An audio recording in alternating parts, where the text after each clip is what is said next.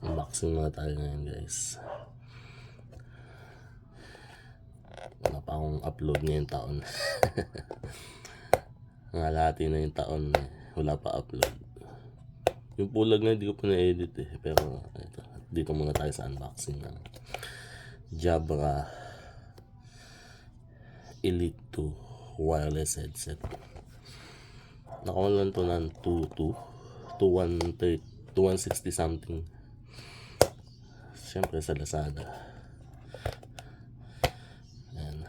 So kumuha ko nito dahil medyo disappointed ako doon sa JBL na wireless headset. Tagal.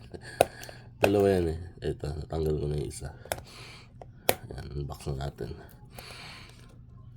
Yung JBL Wave Beam. Medyo disappointed ako kasi maganda naman yung tunog niya. Though hindi sing ganda nung sa namayapa nating Sony. The best pa rin yan. No. Sony WCF 500. Kasi yung sa JBL madali yan yung contact pins nung nung sa charging case sa sa headphone mismo. Kaya kahit nasa loob siya ng case, nagpe-pairing mode siya kapag nadumihan at hindi sila naglalapat ng which is hindi naman natin na-encounter sa Sony natin. Ito nga pala siya. Asan naman yun? Ito Sony natin na nawawala yung box natin to dito Ayan. Nawawala lang yung ito, charging case. And dun sa Jabra I mean sa Sabat X12 Pro, which is donated ng ating kapatid. Shoutout kay Joanne, lola ni AG. Ayan, unbox na natin. Ay po, ano ba ito? Dito. So, medyo mahirap buksan.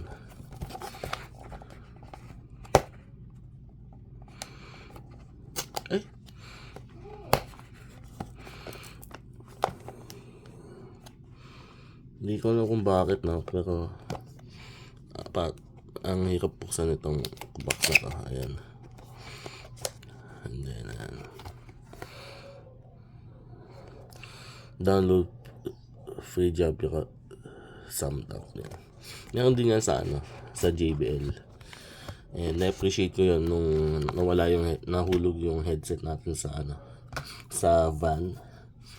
Ayan, nahatag mo natin dahil dun sa Find My Buds o feature niya. So going back, ito yung ear tips. Ito natin. Sinigit ko na rin dito yung quick review nung yung sa JBL na Wave Beam True wireless headset. Ayan. Yung ear tips niya. So dalawang pares, isang small. And tingnan natin kung piling ko mas malaki to kaysa dun sa nakakabit dun. And then we have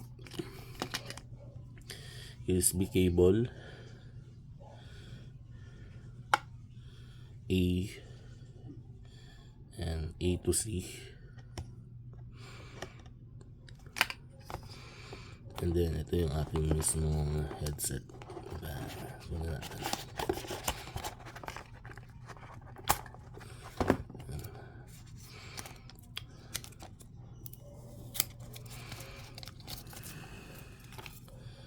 USB-C cable, and then Jabra. Mamaya natin tignan ng loob. Natin muna itong box. Ayan. Ang nandito na lang is literature, safety information and declarations. Yan. And sticker.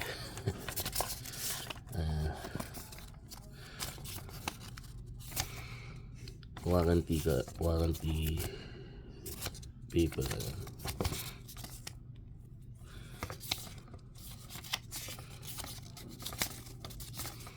Yan, warranty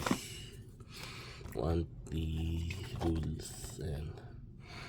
Sa loob, ayan yung mga kasama. Di kasama yung ano. Plus ito syempre, wala siya dyan sa picture. And nice isolating design, full sound on the row. 2 mics for clear calls, rainproof durability, 2-year warranty, and after 7 hours. Sa unang ano na. So yung JBL is na-try na natin yun. Nung papunta tayo ng Kayapa, 6 hours mahigit na biyahe. Hindi siya although may one interruption doon na sinaksak natin siya sa binalik natin sa case pa at nag-charge siya, pero mabilis din mag-charge, maganda kumpara dun sa X12 Pro. Mas maganda yung ano niya, sounds niya, malakas yung bass.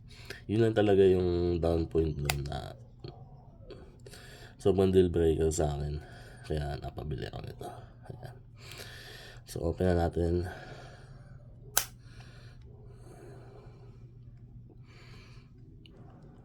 Ayan, magnetic. And then yung ano niya, no, ayan, pag ganyan lang mabilis siyang bumalik. Kailangan isasagad mong ganun. Ayan. And hindi na siya mag-ano. Good job, good design and magnetic nung ano. Ayan, hindi siya nahuhulog. In fairness doon sa mga existing wireless headset natin ngayon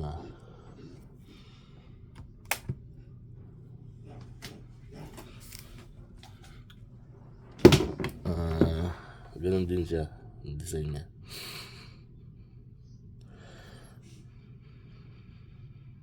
Akala ko may amoy, kakaiba yung amoy niya, no? Nung bukas natin, akala ko may nasusunog dun sa may natin, wiring natin. amoy sunog na goma, ewan ko. Ayan, tapos yan. So yung ano niya is physical button na. Ayan. Madali naman pindutin.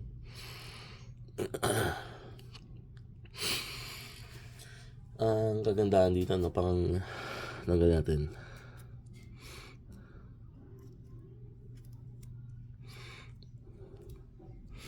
Ayan. Ayan, focus. Ayan, Jabra branding. Ayan. Kumpara natin dito. Ayan, mas maliit nga siya. So ito yung pinakamalaki. Kung feeling nyo maluwag to, palitan nyo na lang. And ayan, covered yung contact point niya. Peel up natin. Ayan. So ito yung unboxing natin. Ayun, mag-charge na.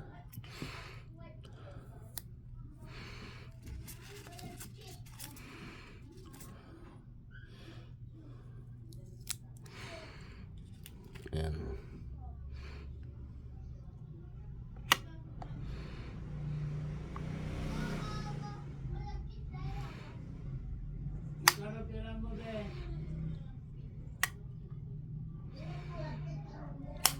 Ayan. Okay, so set up na natin to doon sa phone natin, and update ko kayo about sa adults opinion natin tungkol dito. Kung may mga issues ba tayo may encounter. So siguro after a month nagawa ko to ng update or somewhat review na rin, and kumpara natin dun sa dalawa, kay X12 Pro ng Sabat and si JBL Wave Beam. Okay, thank you very much guys. Kita-kits ulit tayo. Next video natin, hopefully VK ng Mount Parawagan. Alam ko hindi pa natin dito sa channel. Sikapin natin this weekend. Okay, thank you very much guys. God bless you all. Thank you.